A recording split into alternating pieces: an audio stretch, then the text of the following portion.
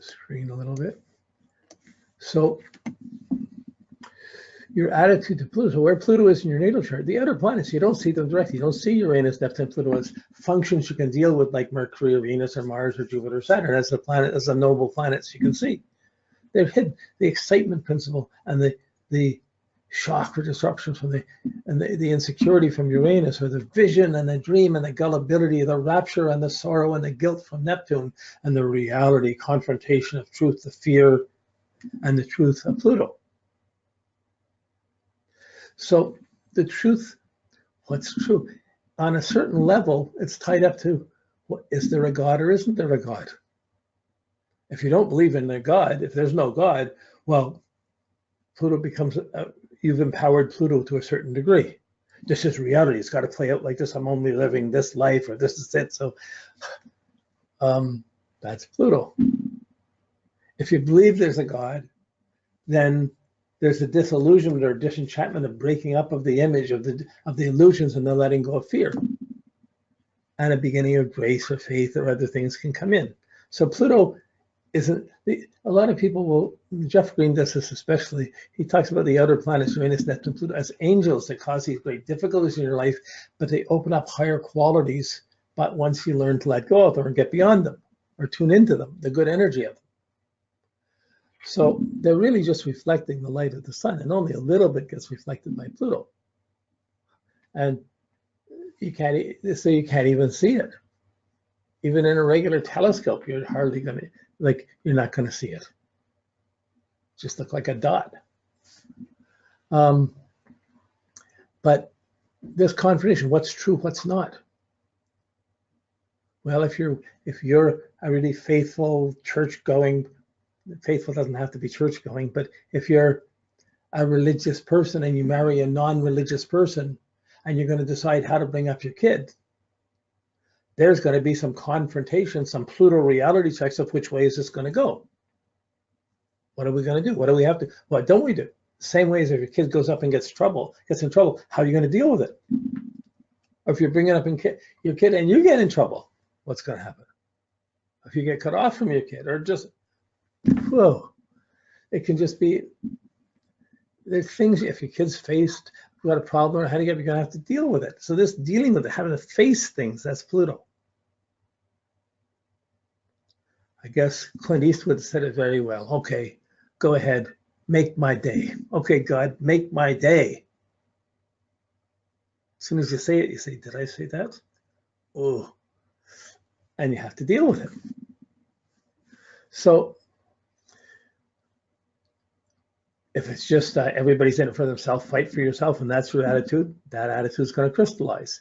If you don't believe in that, then people with that attitude will come up and they'll come in and they'll reinforce your battle to realize it's not that.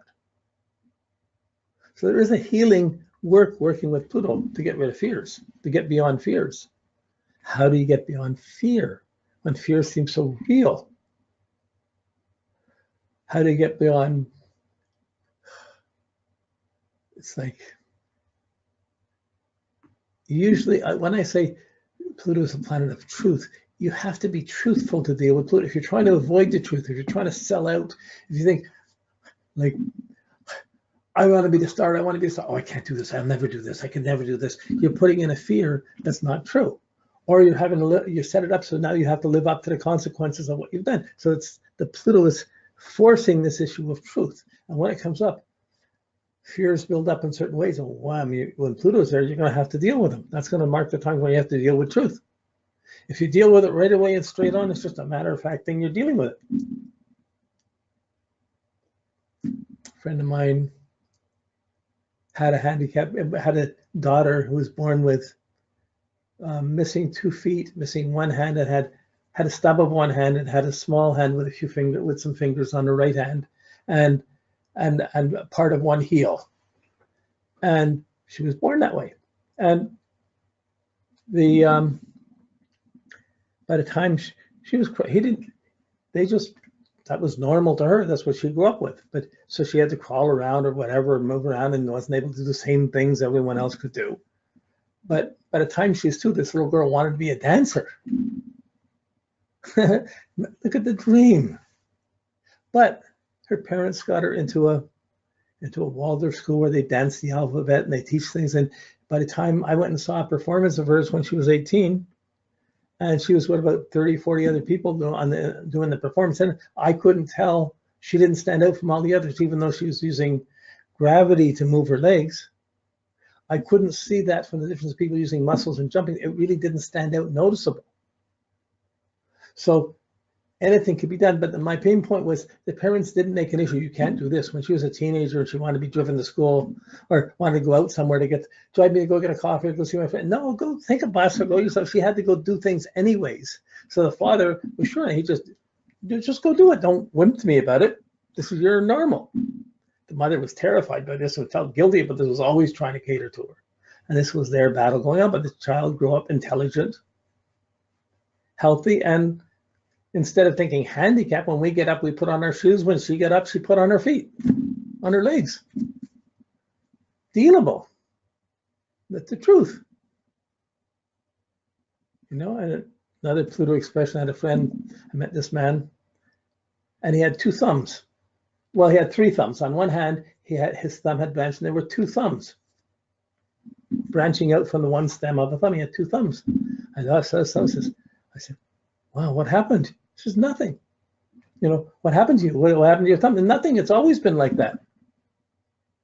Wow, there was a strong truth. And we both laughed. It was funny. So it's interesting that where Pluto is building up to a crisis, we tend to be afraid and confronted, and we don't laugh. Laughter is one of the most healing things. Humor and laughter helps us radiate. Like singing, you can't half sing or be worried while you're singing. You have to just put the energy out and do it. So when we're being ourselves, we don't give Pluto that much power. So when there's fear coming up, how do you face the fear? How do you overcome it? It comes in many forms. How do you face that confrontation? This is the challenge of Pluto. We have an attitude where Pluto is in our chart. It's where we run into it's the places where we have the most confrontation. We can be over-controlled, overly fearful. Other people, if we're not over controlled, other people control us, but confrontation will happen there in whatever house it's in. You won't see it directly, but you'll see there's difficulties in that house. And then you'll see that dissipates by the aspects it makes in your natal chart. So you have a predisposition to Pluto. Everyone for 20 years, or sometimes for 35 years or so, Pluto will be in a sign, and everyone in the world will have that same Pluto in that sign, but it'll be in different degrees. It'll be in different houses. And as it starts to move around, it has its natural build up to when it makes aspects. So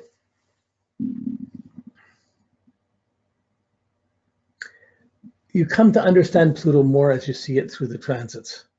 It's harder to see it initially in the natal chart. As you understand the transits more, what you have to deal with, then it comes back to seeing, oh, geez, that happened there, so this is happening in my chart, and so this is, you begin to grow into it.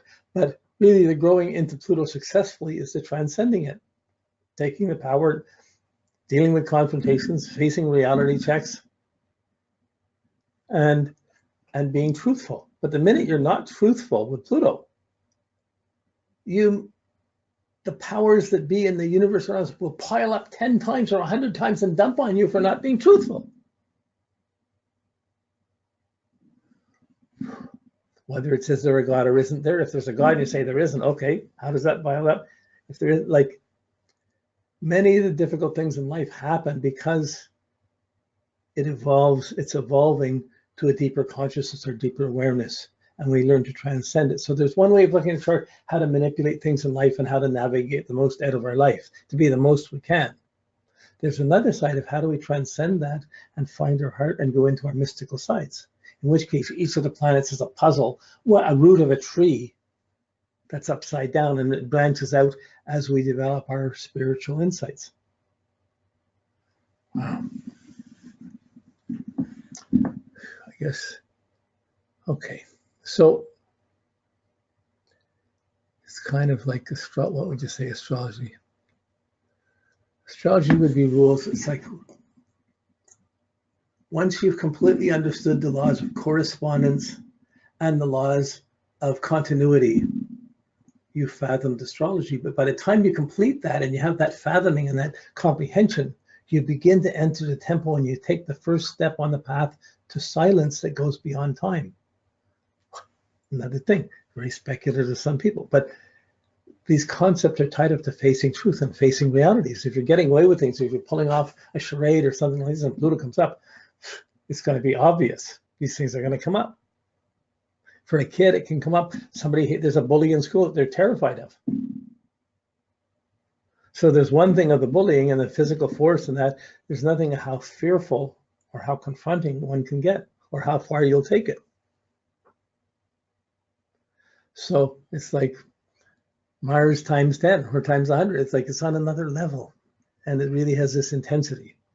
So, but it is a nerve. It is a small thing. Should be able to laugh at. Just deal with it. Once you deal with the truth, you deal with it. You move on, and you don't empower it.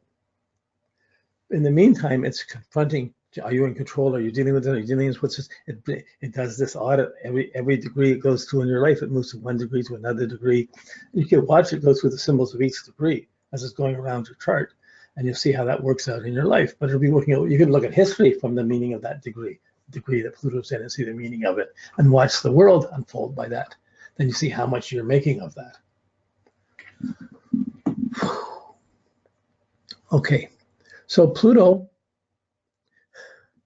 it's we've got our, where are we here? 1 second. It's a long cycle. It's 200 and just blanked out, sorry.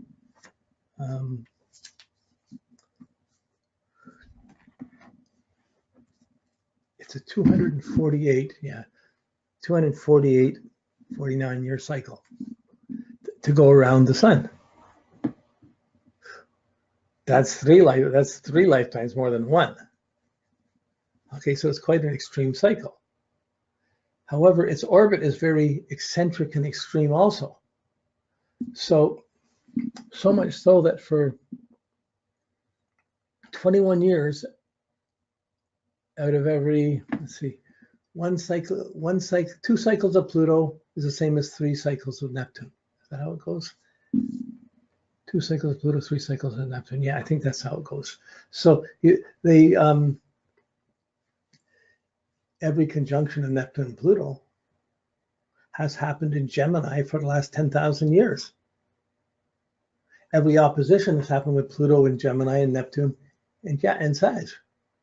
And it moves around like that, and then it builds up. But there's a period in this when Pluto's going through Scorpio. That's very intense. It's like a lot of people put Pluto to sex, but Mars goes to sex. Pluto is power struggles and control factors. Controlling someone, being controlled, and the fear of things. So it's a different element than just the physical energy and the sexuality. It's the harsh side of it. But when it goes through Scorpio, there's 21 years when it becomes closer to the sun than Neptune. Neptune from when was it? 1979. About 79 to about 2000, 2001, Pluto was inside the orbit of Neptune, and Neptune was the outermost planet in the solar system, and Pluto was closer in. The rest of the 220 years, for 220 some odd years, Pluto is the outermost planet. And Neptune's not so shit. Wow, when that happens, the confrontation of reality, the planets all group up, everything gets tied up with Neptune, and Neptune comes inside the orbit of Neptune. Pluto comes inside the orbit of Neptune. The fear and the confrontation comes closer, and the power struggles come closer to the sun, closer to the world, than when it's further away.